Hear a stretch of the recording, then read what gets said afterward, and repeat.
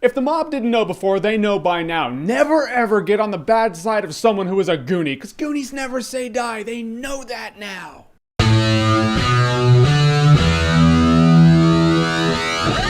Gangster Squad. Gangster Squad is supposedly based on a true story, and it's the story of these few cops who are like, we're trying to go after Mickey Cohen, this big gangster played by Sean Penn, but politics keep getting in the way. If they play by the rules, they're never gonna get the guy, so they're like, screw it. They put the badges aside to do some dirty, hairy shit to take this guy out. Now, when a movie's like, oh, based on a true story, I usually go on the assumption that it's bullshit until proven otherwise, but that doesn't really matter because it's about these cops who put the badges aside to do what they need to do to stop a gangster. They form a mob to take down organized crime, and that sounds badass. I was like, all right, mobster movie and Josh Brolin and cops, and okay, I get it's gonna be like The Untouchables. But in terms of stylistic vision and execution, it's not really like The Untouchables. 2 scenes into the movie, I was like, this looks like Zack Snyder directed it. It just looked like a Zack Snyder movie. Not that that's bad. I like Zack Snyder movies as long as they're Zack Snyder movies that don't involve a few crazy chicks in the nut house who become samurais. But it doesn't mean Gangster Squad's not fun. I mean, you have Sean Penn as the bad guy. Sean Penn is just bad news in this movie. He no longer has gone full retard. He's gone full douchebag. He doesn't obey the rules. He just wants to take it all. He will kill people and their families. Which sounds pretty standard mob, but it's all about how he executes it, man. Spicoli losing his mind with a Thompson? Not a bad day. In terms of the Gangster Squad, Josh Brolin, Ryan Gosling, Michael Pena. Pena's not a big name right now, but he should be because he's a good actor. Robert Patrick, T-1000, he's the best character in this movie. He has his 6-shooter. Anytime someone has a cult single action army, just like a Western cowboy, but that's always, I'm on that person's side. Emma Stone's in the movie and she's all hot and sexy and has her thing with Sean Penn and Ryan Gosling, which is funny because are Ryan Gosling and Emma Stone together in real life? I can think of like 3 movies or at least 2 where they've banged. In which case, look, these attractive people need to stop that because they're gonna have really perfect super angel babies and I'm gonna hate them forever. Gangster Squad is not going for an Oscar. It's pure entertainment and fun. Which is weird to say that about a movie that's supposedly based on a true story about the mob. Usually you're like, all right, it's like Boardwalk Empire, but movie. Not like that at all, man. I swear to God, you would think to yourself, Zack Snyder directed this movie. But that's not a bad thing, you know? And the shootouts are happening. You just got a bunch of Tommy guns just